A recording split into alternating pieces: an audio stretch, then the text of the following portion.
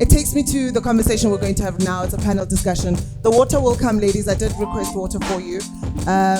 Please help me to welcome on stage Ngumisa Nhlapo, Tshepiso Nyakane, Marcia Munareng, and Sandra Ngube. And we're going to be talking about navigating the business world as a woman.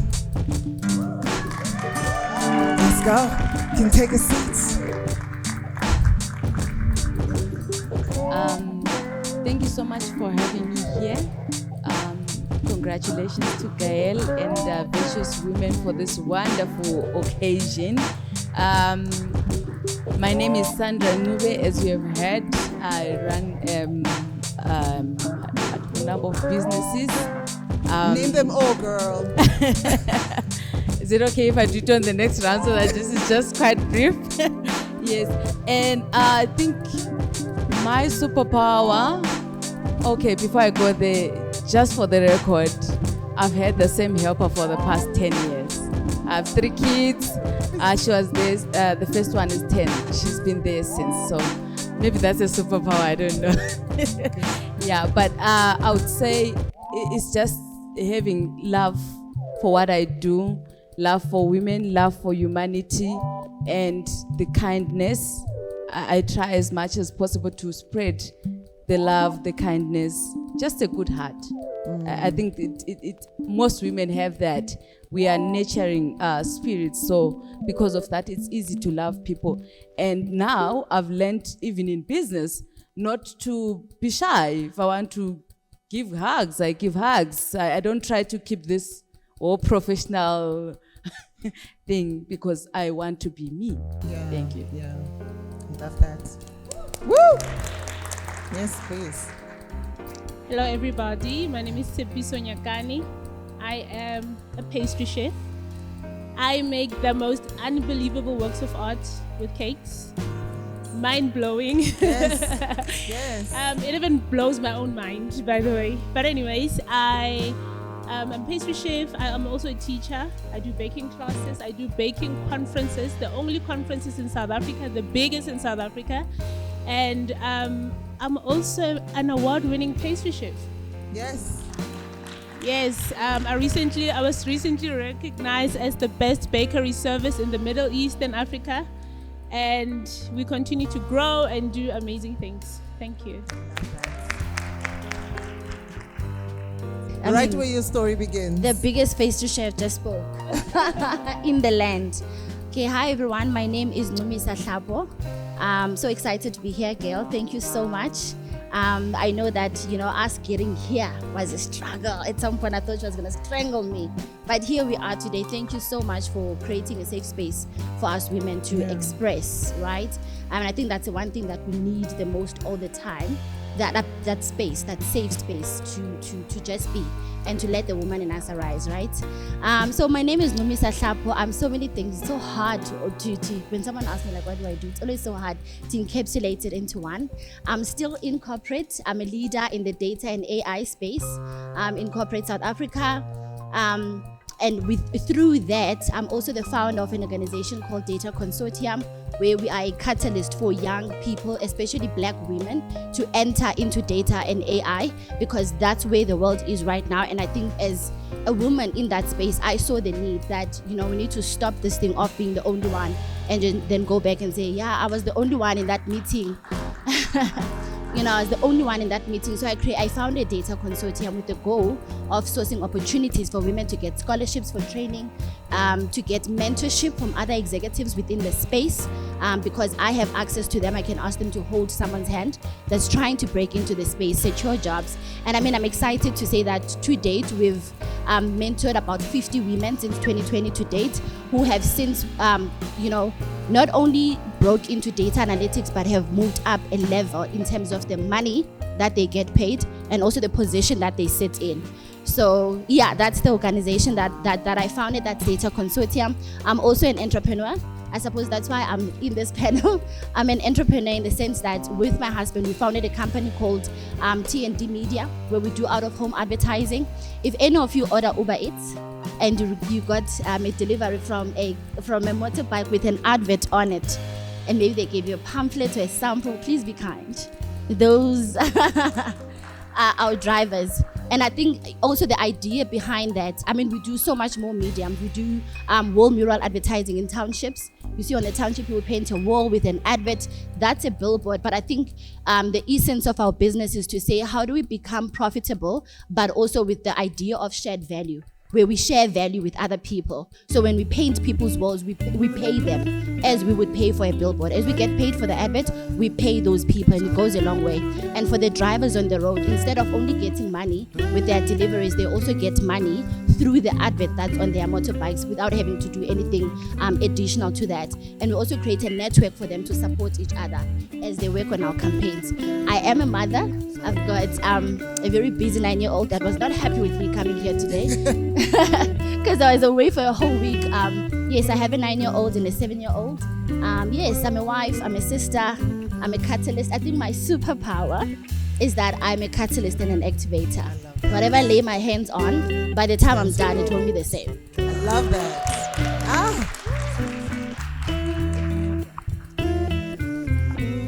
Hi everyone. My name is Marsha Munareng, and I am the founder of a young, fresh, and vibrant digital marketing agency, Ekasi, in the township. So I'm the founder of Millennial Mindset Media, which is a just said girl. See? And it's a digital marketing agency and a creative agency that is changing the game. And I think that my superpower is the ability to go left when everyone is going right. I went and I created a space, an multiple award-winning digital marketing agency in the township. The vision, thank you. So the vision with Millennial Mindset Media is to build a global agency, Ekasi. And while building this, my goal is to empower talented young people that come from that space, because I've seen that I'm from the township and there's many people like me in the township, and I want to create an agency where it's convenient for them to go to work and create award-winning content for brands. And I saw that there's a gap in the market, because a lot of the time brands want to speak to the township market, but there's a disconnect. So we have our finger in the pulse. We're in the township, we're from the township. So we're able to create content that really resonates and tells authentic stories for corporates from the township by talented young people. Ekasi. I love that. Thank you. So I'm a dog mom. I love dogs. Yes, so that's my thing. And my superpower, I don't think I really have a superpower. I think my superpower, my secret weapon is God. And I think that having God is really my superpower and my secret weapon. I don't think anything that I would have done is because of my own strength. I think it's because of God. And yeah, I come from a family of entrepreneurs. My mom runs a kota shop in the very same township. My dad is a mechanic. My grandmother is a pastor and a social activist. So I stand on the shoulders of giants, you know, and I think that's my thing. That's my superpower. That's a superpower. Oh, beautiful. Am I on? I've been in radio for, it's going to 11 years this year. And it took me so long, after having done Drive, after having worked at Gagas FM, after worked at YFM, after worked at Power, after worked at all these places. It took me so long to claim that I am a radio unicorn. So those who don't know what a unicorn is, it's a mystical creature. And I said, I'm a mystical creature amongst radio, and I don't need to be famous. I don't need the fame. I know what I bring. And when I am put on that mic, I know what I bring, but it took me so long to get there. It took me so long because for years, it was a boys' holiday, yeah? You're being told that this is how it's supposed to be. Yeah, you know, I remember one time one of our programs managers said, we can't put 2 girls there because it's just annoying. Or he literally said, it's just annoying voices over and over again. And I thought, and every single time I worked on not only bettering my voice, but bettering myself. Till I got to a point and I said, I'll never not be annoying to a man. So all I'm doing is trying to reach the pinnacle of what a man wants me to be. And look, this is not a bashing session for men. We're here, right? We acknowledge your presence, we respect your presence. But what I'm trying to say is we are women who are also navigating in a man's world. in a world where women have always been told to not claim their power like they did, because that's arrogant. Because who do you think you are? So today, when you claim whatever it is that you do, whether you're a student, whether you're studying maths, whatever it is that you are studying, you need to claim that with all your heart. And you need to proclaim it with all your heart, yeah? Pray for it, pray over it also. And while you're at it, you must be damn as unapologetic about it. So when someone says, oh, who do you think? And maybe that's also something an African household has always been. You must know me. Someone else must know you, or else you're big-headed. No, gone are those days in Bali, as you said. Let's talk about navigating business, ladies, as a woman. What are some of those challenges that you have always felt like, I'm not going past here? This one is the dead end. This is where it stops and I'm not doing this anymore. But something must have come out, right? Something must have prevailed in you to say, I'm going on. So maybe take us through the step in which you almost gave up. Anyone can take this one, by the way. So I think for me, it was me standing in the way of me Ooh. for the longest time. And this, was consistent in my corporate, climbing up the corporate ladder, as well as in business, because I'm applying the same me, the same passions, the same talent, the same catalytic powers, right? But I think for the longest time, I stood in the way of me by limiting self-beliefs, by, like you said, right, trying to follow other people's voices of what they think that I should be, right, and how I should show up, and what's going to be required before I can think I'm great at this, and what's going to be required before I think I can stand in front of a client and pitch that, this is what we want to do. I think as women, when I've been in spaces with women, this is one of the things that we've shared as a common struggle. Us, because I suppose of historic patriarchy, all of those things, but because of historic things that have maybe perpetuated a message to us that says that you're not quite it, you're less than, you know what, you're not enough as you are to pursue the thing that God has placed in your heart. I think that story, for me, I had to take a step back and say, when is it gonna end, right? When am I gonna arrive? When am I gonna believe that I've arrived? I'm the girl that I think I am. I'm the girl for the job. And I think when I had that epiphany and I started applying the work that's needed, be it coaching, because there's tools around us, there's people, there's things, be it coaching, be it mentorship, be it trying to source a sponsor for my career journey, whatever, upskilling myself in business, learning how to pitch, whatever it is that I needed to learn, I had to come to that moment and say, okay, so what's gonna be needed for me? Get those tools, get all of those things, but believe that I'm the girl for the job. And I mean, since then, a whole lot of other things that validate that belief then started happening, right? And I think one of the pivotal moments was in 2020 when I got nominated by someone I don't know for Mail and Guardian Top 200. When I got the nomination, I argued with it. That you shouldn't have done this. I don't know who it is, trying to search who did it.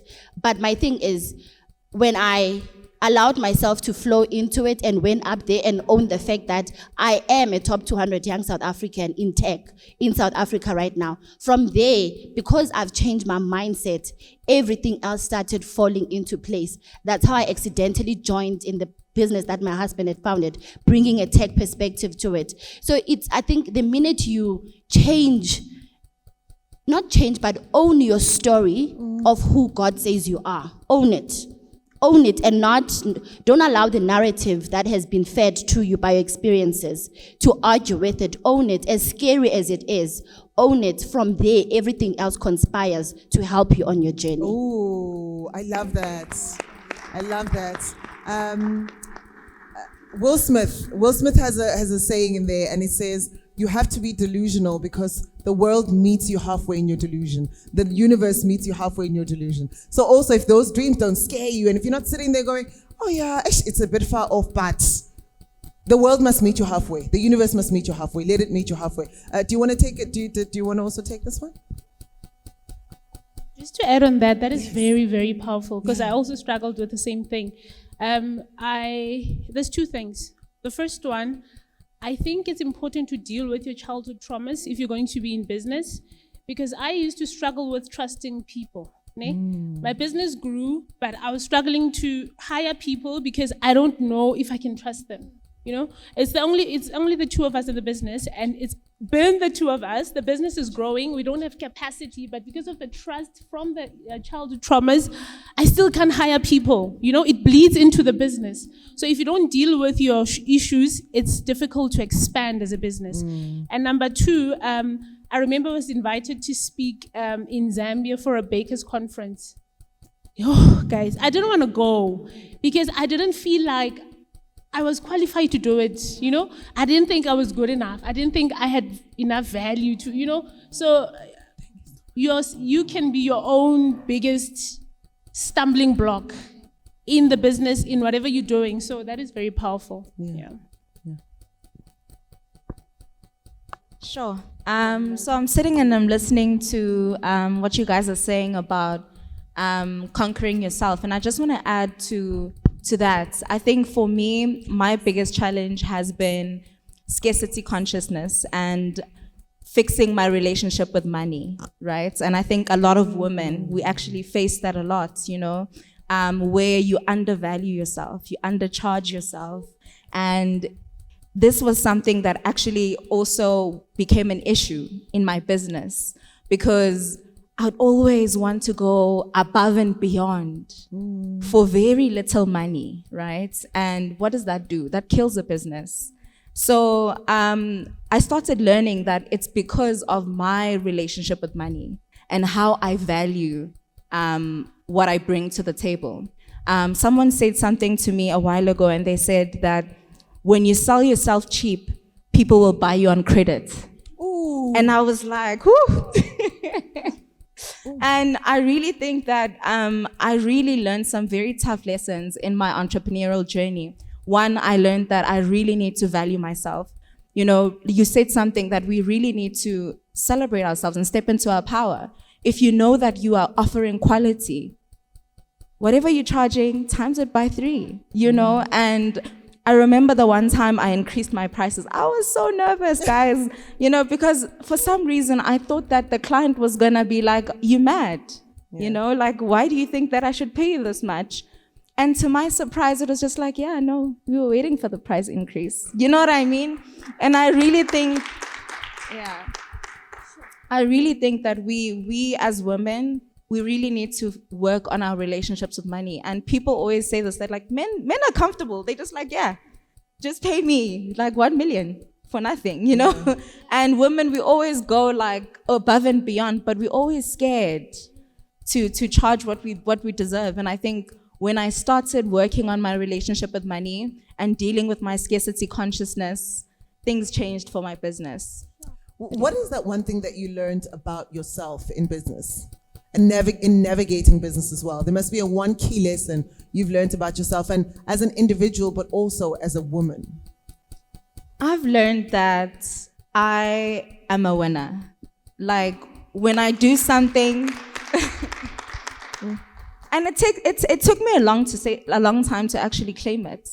You know, I get uncomfortable when people are like, "Oh, congratulations, you won that award," and I'm like, "Yeah, cringe," you know, because I always want to play myself down, like be low, be humble, don't brag too much. But for as long as I've been, from like back in high school, I've always been competitive. Like, I've always wanted to be in the top 10. I've always wanted to be, when I get into a space, I've always wanted to be one of the best.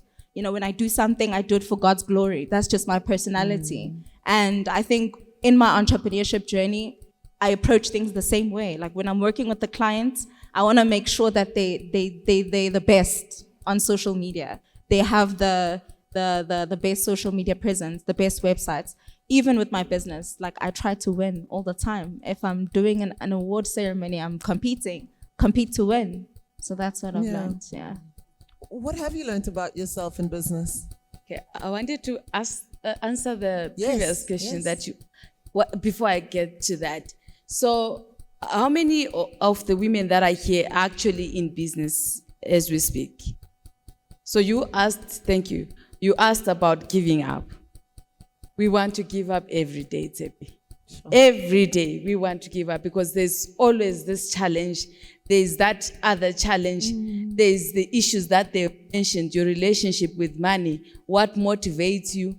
It's owning your story, owning who you are, feeling like you don't deserve things. What she's saying, feeling like, can it be really me? Can I trust people?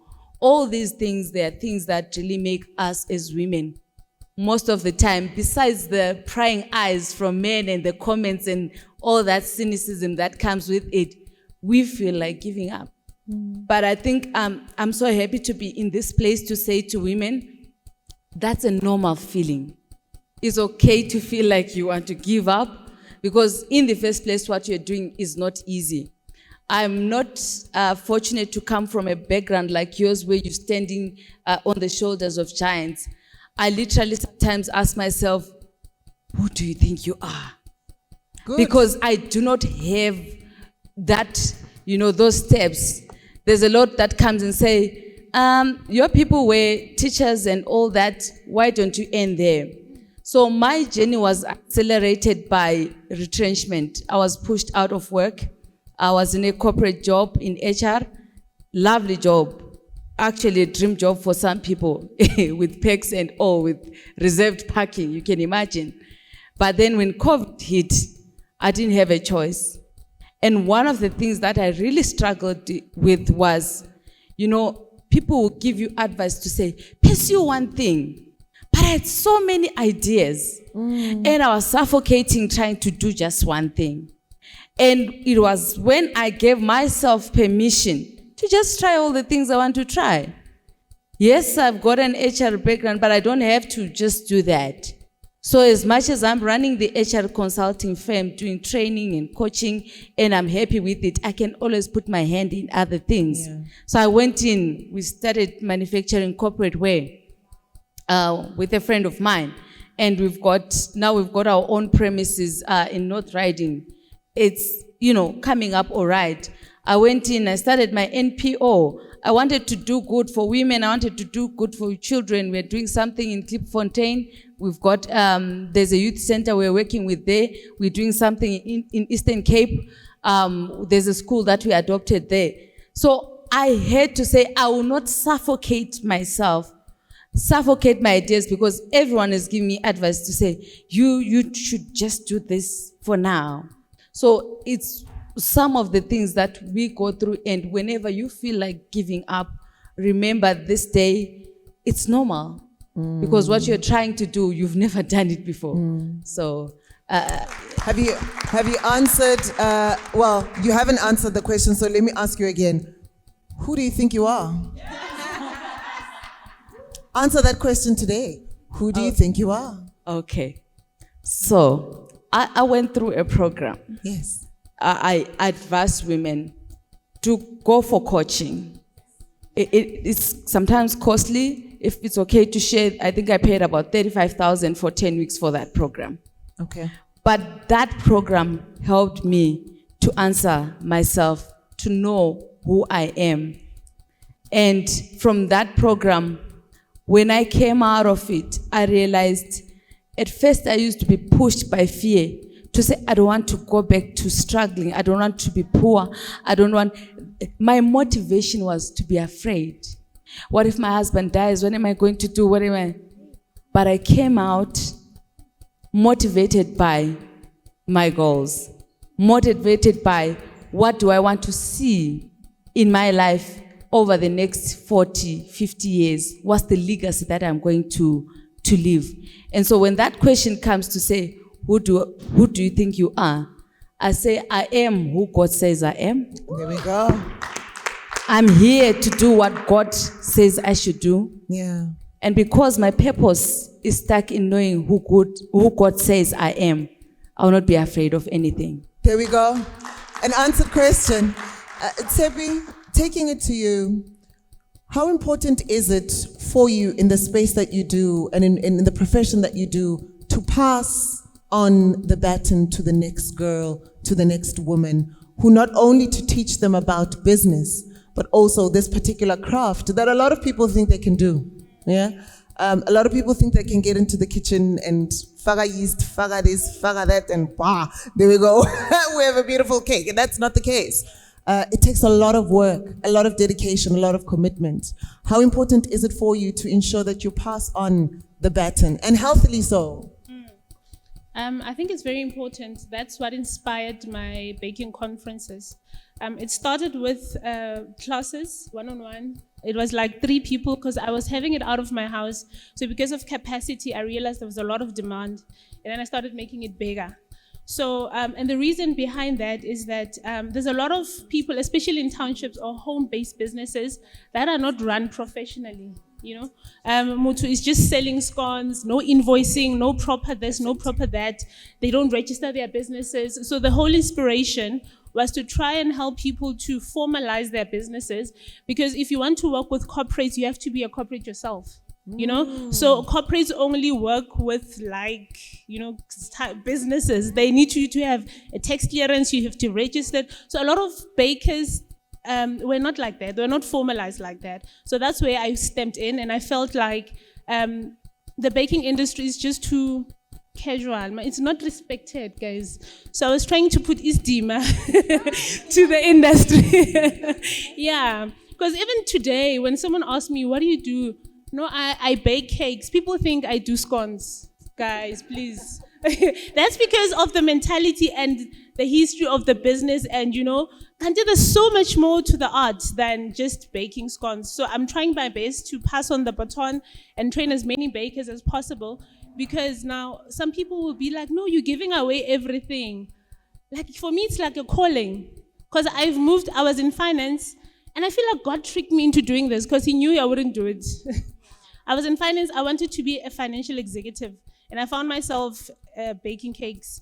But now I understand why. Because just shortly, I went to an event, I think a couple of months ago. And when we stepped out of the event, this lady was crying when she saw me. I'm like, hi. She is crying. And when she was able to talk, she's like, you don't know how you changed my life. And I'm like, okay. And then she tells me that you probably don't remember, 2 years ago, my marriage got dissolved and I lost my job, and I couldn't afford to feed my son. I called you and asked for a recipe of scones, and that recipe started my business. That was how I was able to provide for my family, So I was like, God, this is more like a calling. Enough for now, it's just baking. But it's changing people's lives in ways that I couldn't even imagine. And now we were crying together. And yeah. So, yeah. Good morning, lovely ladies at the panel and everyone. One of the challenges I see for women entrepreneurs, women in business, is that because we juggle so many things, it's very easy to leave important people in our lives behind. Whether it's our children, parents, spouses, partners, you name it. So my ask of you is, how are you consciously navigating that so we all learn?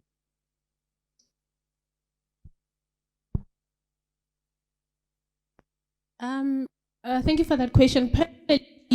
My business from my house, like I said, and I have 3 girls, by the way, 11, 7, and 4. And I realized that I was neglecting my children because I was working 24 hours. I would work at 3 a.m. I would just be working because I was in corporate and just like you, doing both at the same time. And then I realized I had a dream. I think that dream traumatized me, and it caused me to go look for a space to move out of the house. In the dream, I saw my husband and my children walking, and I tried to greet them. They walked past me. They couldn't see me. And I had the same dream twice. I was like, God, I think God is trying to make me aware that I am losing my family. And at the time in the dream, they had grown up with, my daughters had breasts, and they couldn't see me. And it traumatized me. These kids are going to grow up then, they won't know me. I think that was the message. And that's when I went and I found a space and I separated my business from my family. And I have operating hours. because I used to answer messages any time of the day. From 9 o'clock until 4 o'clock, anything outside of that I can do later. Let me focus on my children as well. So I think it's important to separate your business from your family. Yes, there is another question. Guys, as you know that owning a business is so straining, it can drain you. So what makes you, for the four of you, what makes you to wake up in the morning? Like for instance, you need to have a reason why do you still push this business. My question to the four of you, what makes you to wake up in the morning and still continue to go back to the stressful business? I think for me, Sis Mali, if I can just also add to the question that lady asked, I think also it's important for us to learn to delegate as women. Let go of certain things. You don't have to be everything in the business. We make that mistake, right? And I think it's because of many things that we've already covered. Fear, not trusting people, all of those things. But it's important to get to a husa moment and you're like, I will delegate, I will delegate, I will delegate. And delegate, find a support structure around you. Go, let people watch your kids. You know, let someone else do your social media for you. Hire a millennial, to do your social media for you so that your business thrives in social media, so that you're not everywhere all the time. That's a mistake that we make.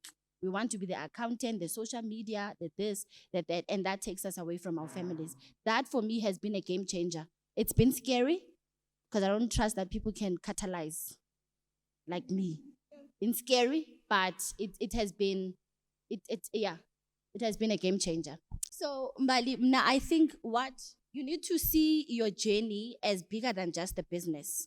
I don't believe that I was called to be in corporate and do data consortium and then also now run a marketing out of home marketing and media company. No, I believe that God brought me here to live in such a way that I show other people what's possible for him to do when we allow him, right? So me stepping into business and running I've never been in marketing. I never knew anything about marketing, but I know a lot of things, right? And I'm creative and I apply creativity there.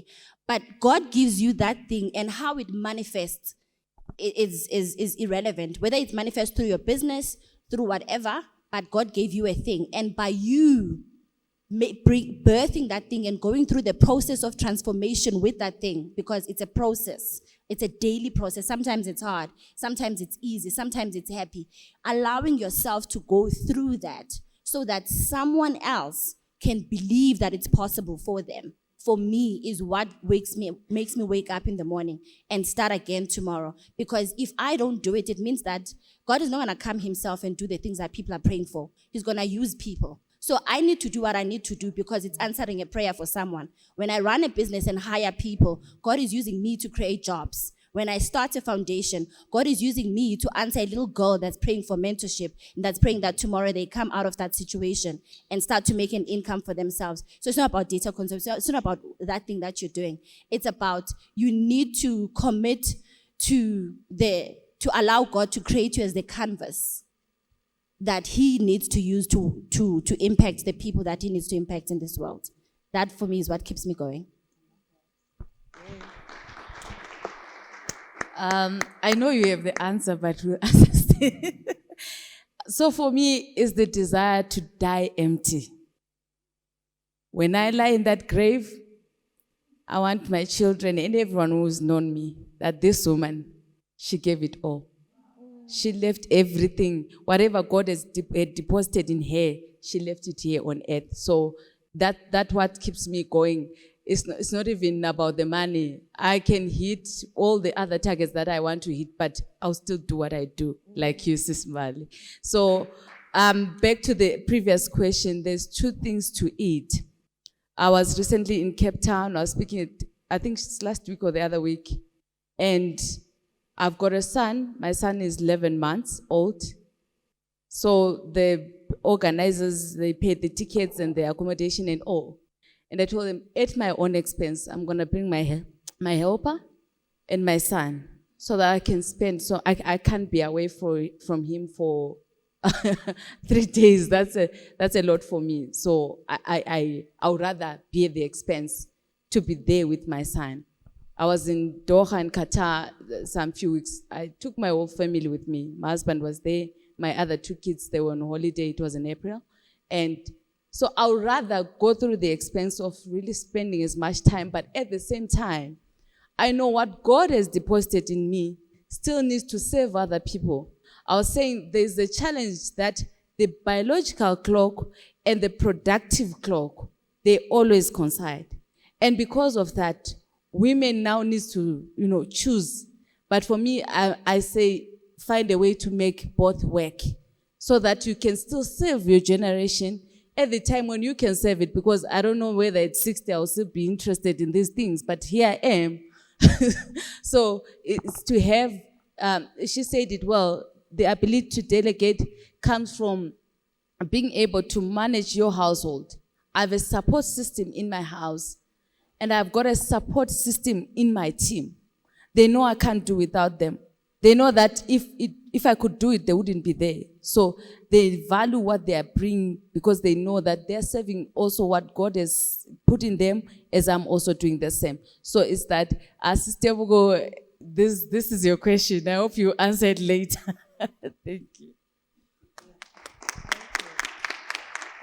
We can still ask more questions just as we go. Oh, there is one last one.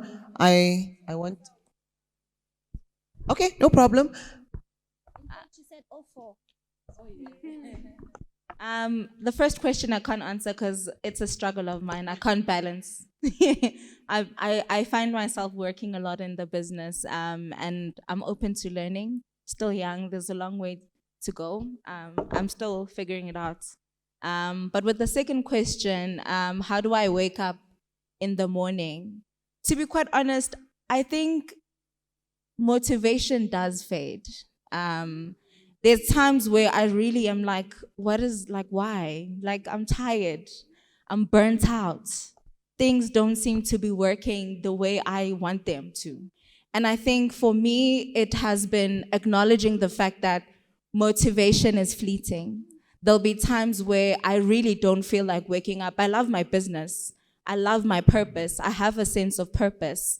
But at this very moment, I am not motivated. But what carries me through is discipline. That's the thing. Even if I'm tired, discipline is what carries you through. When you know that I need to be disciplined, you show up despite not being motivated. And I think for me, once you have discipline, you'll know that even when the journey is tough, you show up. Even when you don't feel a sense of motivation, you show up. And that's discipline.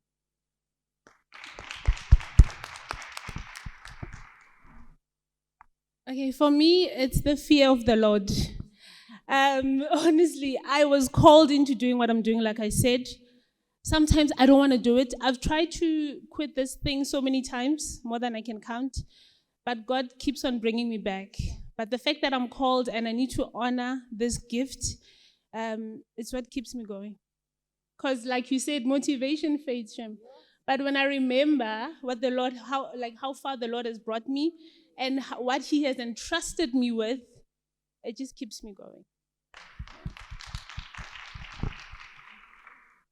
Good morning, wonderful ladies. My name is Bonatero. So there is a Bible verse that says, to whom much is given, much is required. And I believe that God has given us a multitude of gifts and talents.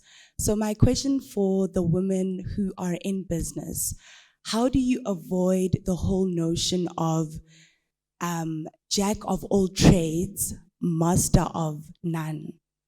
So you can be a mom, a wife, you are working in corporate, possibly studying at the same time, you're an entrepreneur.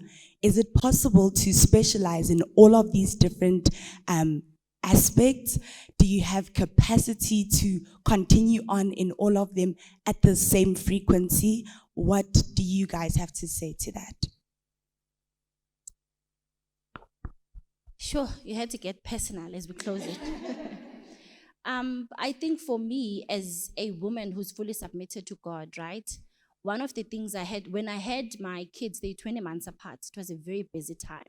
We had we originally from Cape Town, I just relocated to the city of gold trying to find things, and things were not thinking. At that time, you depleted.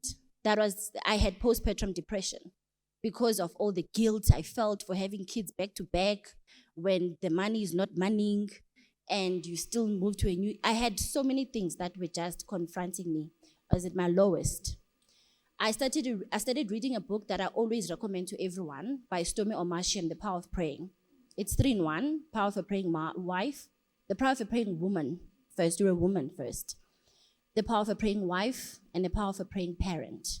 And that for me covered the 3 areas of my life that I was feeling, I think, just a lot of burden in at that time, and therefore found myself in depression. What I learned, and I think as I was going through counseling and all of these things, my husband said that when something is broken, you take it back to the maker. If your car is broken, you take it back to the mechanic or wherever, whatever the dealership is. You are broken and yet not going back to your maker, right? So when I start, and it was hard because I didn't feel also, I think depression is so bad because it steals you away from the things that you should be going to. I felt, I'm too ashamed to even pray to God. And at that time I had to be broken before God for him to start doing his thing and stop holding it, because for as long as it says that if you must lose your life to get life, right? So I had to completely lose myself without digressing. But it's at that time that I learned that my capacity comes from God. It's very important as a woman that in the business, you make sure that you don't lose the anchor. Whatever's pulling you sideways don't lose the anchor. Cultivate a lifestyle that just anchors you all the time and keeps you to your anchor. And I think with that, you're going to get the guide of the Holy Spirit is going to tell you, you can do all of those things. When God describes a woman in Proverbs 31, we see that the validation is there, that he built us to do all of those things. So we're not malfunctioning by expanding ourselves into all of that. In fact, the reason he designed us like that is because it's for the most part for the men to function in their best. We need to be functioning in that best, right? Without us functioning in that best, I'm telling you, men would be looking like blind men on a highway with fast-moving cars. And everyone else in society, right? And everyone else in society will be moving. There's a quote I got when I was a young kid. It said, the hen that rocks the cradle rules the world. Meaning that umfazi that rocks the cradle is the one that rules the world. So I think understanding that your capacity comes from there, and when you are anchored like that, you are able to navigate what must come first, because we don't walk empty. We walk with a helper who is able to tell us and guide us at all times. There's been seasons where I had to be a mom first before anything. And there's been seasons where I had to be a wife first before anything. And there's been seasons where I had to be the woman and bring her to life and bring everything else that God has deposited in me that has nothing to do with me being a wife, with me being a mother, but how you will know how to navigate those seasons and how you will know which one must you now pour yourself into is if you are anchored. Because then if you are not anchored, how will you're going to use every guide. Google has got all the guides. ChatGPT has all the guides. But you need to understand yourself and what anchors you and make sure that you allow your capacity to be built from there. That's what works for me. I love that. Oh, beautiful. How do you top such a comment? That was deep. I'm just going to say, there's this thing with women. We take our roles as if they are our identity. But our roles do not define who we are. You have a separate identity. And we need to invest time in finding out who is this girl. What is she all about? What are her dreams? What are her ambitions? Outside the roles that we play, she said it very well. These roles have seasons. I was sharing on one of the YouTube videos that I did to say, I have an aunt who said, my kids have gone. She had 2 sons. They've finished school. And she says, I don't know what to do with my life. All my life, I've served my kids, making sure they're ready for school. I'm there in all the games, in whatever. My husband, making sure his career is, But now I don't know what to do with myself. They are out of the nest. Because she attached her identity to the role that she was playing, and she gave it her all, which is good. But she forgot that this girl has got dreams. This girl has got a purpose. This girl, she's got somewhere she has to go with her life.